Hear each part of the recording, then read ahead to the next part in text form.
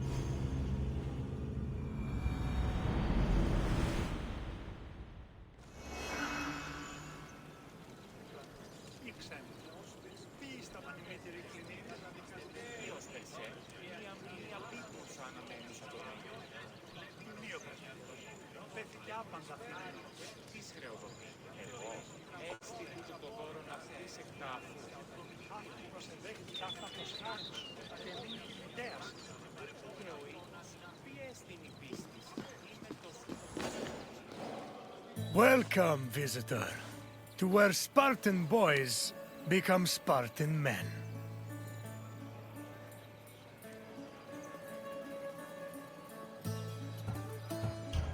My name is Leonidas. I am a king of Sparta. But do not think me some idle aristocrat softened by luxury. When Spartans go to war, I stand alongside them, shield to shield. And my spear tastes the same blood as those of my men. I can't help but be reminded of the boy I used to be. I wonder what that boy would think if he saw me today. Would he be proud? Intimidated? Or would he pity the tired old man standing in front of him? But such thoughts are meaningless. Let us move on.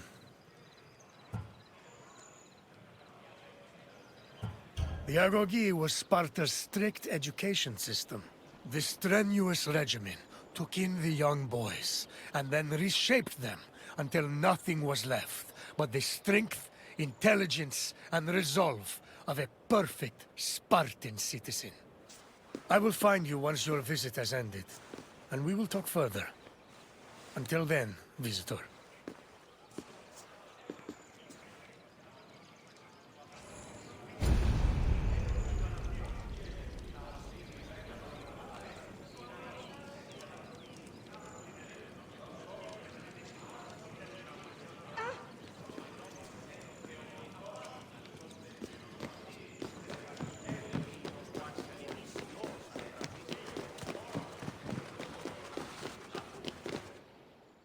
Sparta was a Greek city located in the Peloponnese. It differed from other cities of the time in that it had no walls. Sparta originated as 4 neighboring villages: Patane, Limnes, Mizoa, and Cynosura, all of which shared the same political, military, and religious life. After 2 wars with the Messenians, the city's territory expanded even further. By the 5th century BCE, they allegedly controlled almost half of the Peloponnese.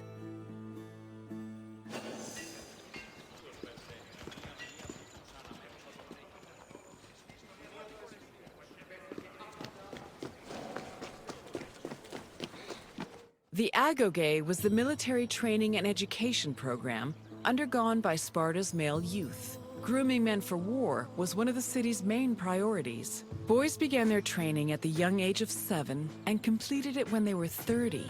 It has been said that Spartan infants were inspected for weakness shortly after birth. If they were deemed too sickly, they were thrown into chasms. However, this information remains unproven. The healthy boys were considered suitable for training. When they came of age, they were removed from their families and were placed into service of the state. Their education included subjects like reading, writing, and even music, but was mostly focused on tough military exercises meant to turn the boys into efficient soldiers. The agoge was divided into 3 cycles: one for boys aged 7 to 12, one for adolescents aged 12 to 20, and one for men aged 20 to 30. Each cycle included different exercises for refining the body and mind.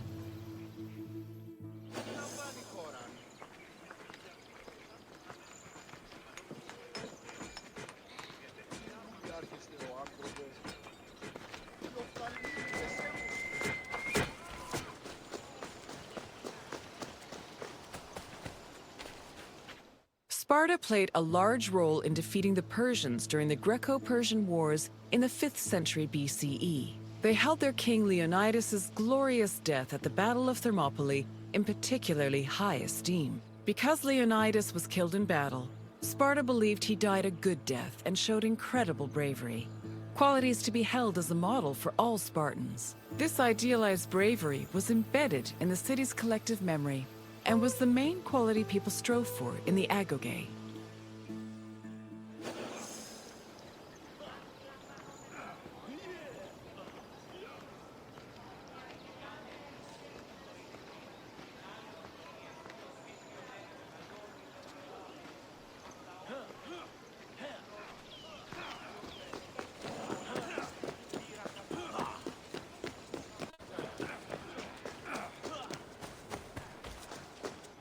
The first cycle of the Agoge focused on boys aged 7 to 12. Each of the boys had shaved heads and wore light clothing. They walked everywhere barefoot, swam the Erotis River all year long, slept on reeds, and participated in cult rituals for Artemis or Thea. The boys were grouped into herds, or agoli, and were supervised by older adolescents. Once they reached the age of 12, they entered the second cycle of the Agoge, which aimed to integrate them into the society of citizen soldiers.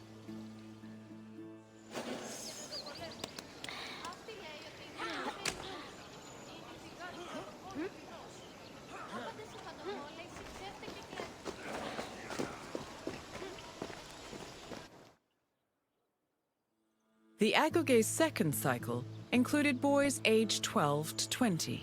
When they reached the age of 20, the young men were dubbed Erinyes and could officially serve as hoplites in the Spartan army. Until the age of 30, Spartan men lived in communal mess halls called Suskenia. From the age of 22 onward, they were permitted to start a family, but 30 was viewed as a more appropriate age to get married.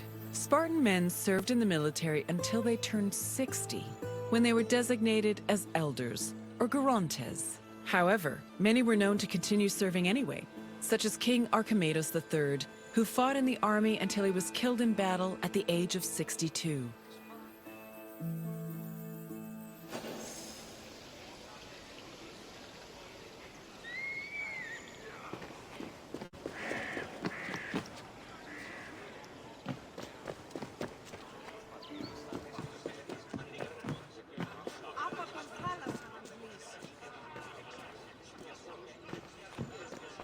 All adult male Spartans participated in communal meals called syssitia. The attending Spartans contributed different kinds of food on a monthly basis, in addition to a small sum of money to pay for meat. Each man was entitled to one portion of a meal, with the exception of the kings, who received 2 portions. Syssitia attendance was mandatory for every Spartan fortunate enough to be part of the group. The meals had great political significance. According to Xenophon and Plutarch, the syssitia was designed to foster a sense of equality between citizens. It also demonstrated the self-restraint and moderation of Spartan society. But in reality, the syssitia only increased the differentiation between the rich and the poor.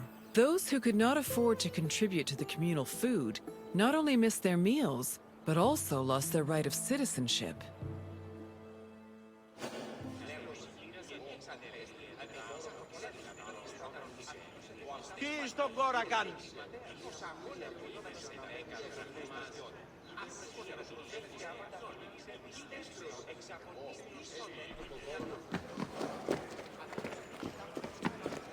Your tour has ended.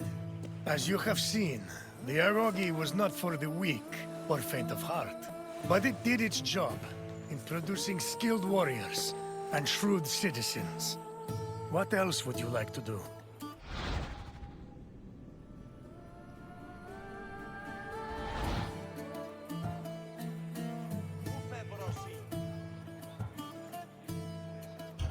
Very well. Follow me.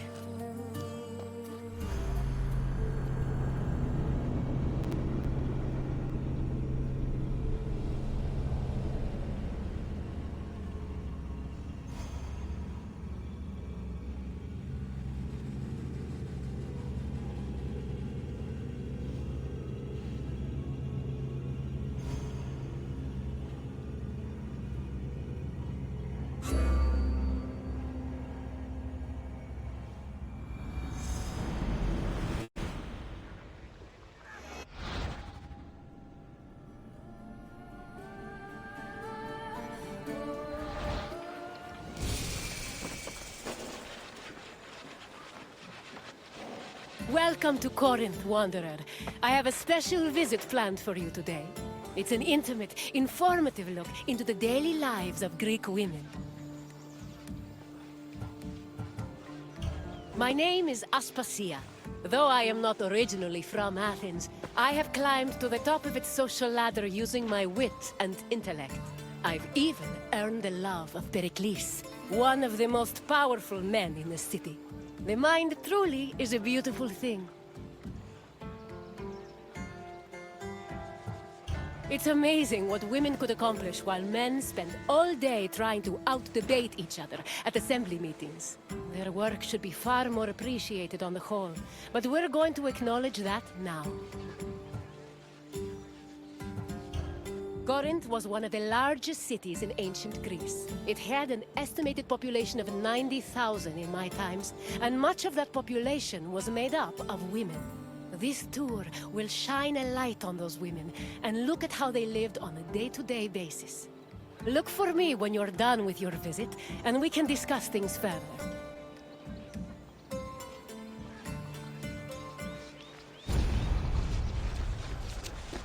Enjoy your visit. I will see you soon. Young girls growing up in ancient Greek cities were usually raised by a nurse. They mostly stayed in the women's quarters of the house, the gunaikon, where they spent their time spinning threads and weaving. While there is not much historical evidence of young girls at play, especially compared to boys, it was still known to happen. For example, an ancient terracotta group depicts two girls playing ephedrismos. This was a competition to see who could strike an upright rock from afar using a pebble or ball. The game's loser had to close their eyes and carry the victor until they managed to touch the same rock with their hands.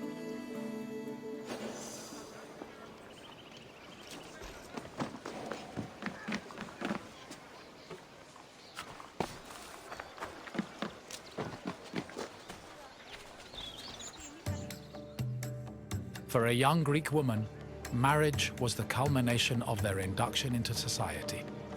The average life expectancy for women was about 40 years, so most marriages took place when the bride was 14 or 15 years old. The marriage did not require her consent either. Instead, she was passed on from the protection of her father to that of her husband. Married women were not technically citizens at the time and lacked the rights that came with official citizenship. However, they did receive a dowry that only they were allowed to spend, but in the event of a failed marriage, the dowry was returned to the bride's father. After the marriage was consummated, the woman's status changed from being a maiden to a bride. She remained a bride until the birth of her first child, wherein she officially became a woman.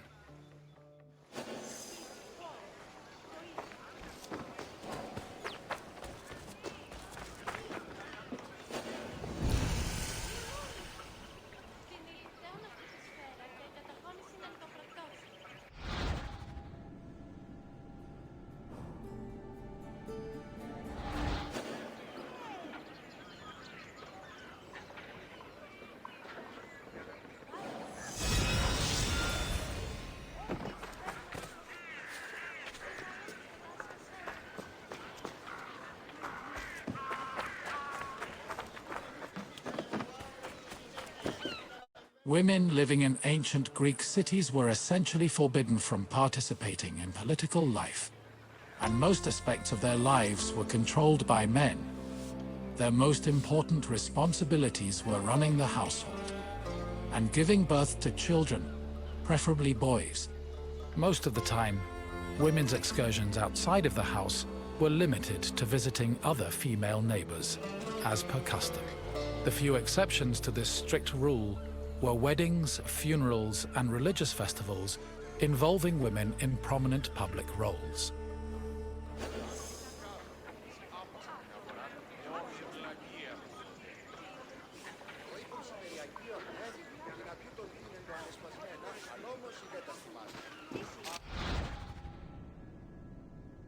Women living in ancient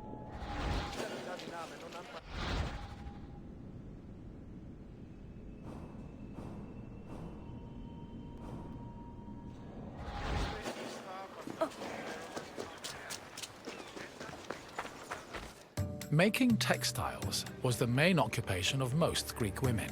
It was a woman's responsibility to manufacture clothing for each of her family members, as well as to weave other household textiles. Women with exceptional weaving skills were believed to make excellent wives, and weaving in general was seen as a very attractive quality. For example, Homer describes Odysseus's devoted wife Penelope as spending most of her days weaving at the loom. Similarly, many Greek vases depicting women weaving were combined with images of a woman holding a veil, which was seen as the symbol of a bride.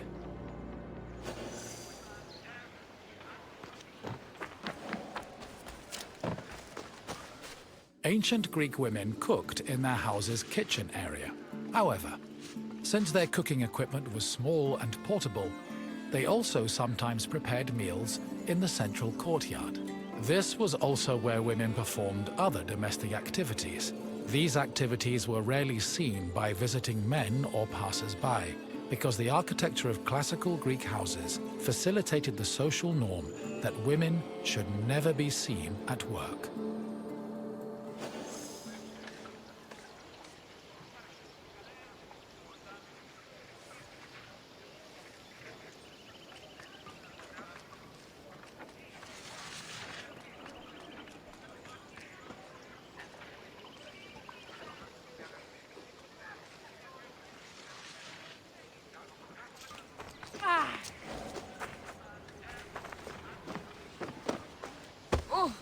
Ancient Greek women cooked. However,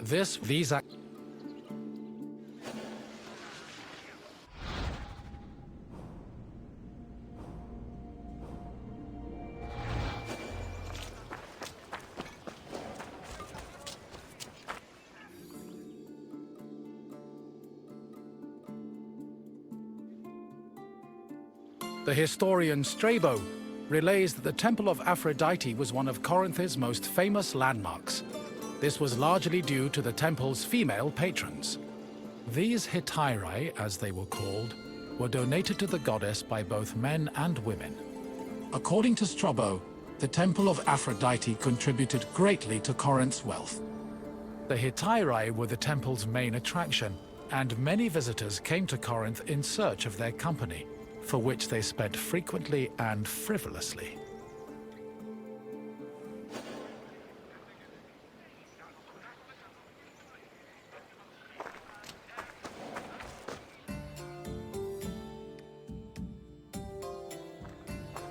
Hello again, Wanderer.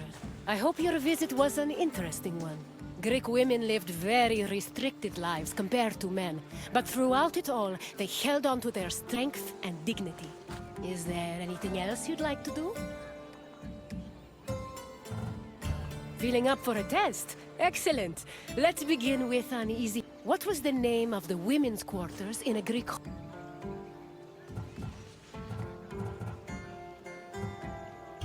Correct! The gynekon was where young girls... On to the next... The Corinthian temple said to employ the Hetera was dedicated to which god?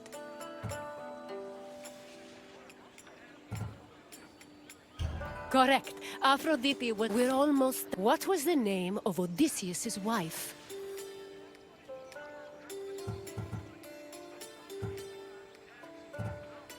Clytemnestra was the wife of King Agamemnon of Mycenae. Try again.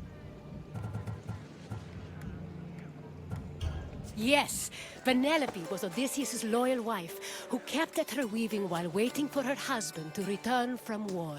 You passed the test, Wanderer. Congratulations. Then farewell, Wanderer, and thank you for visiting this great place.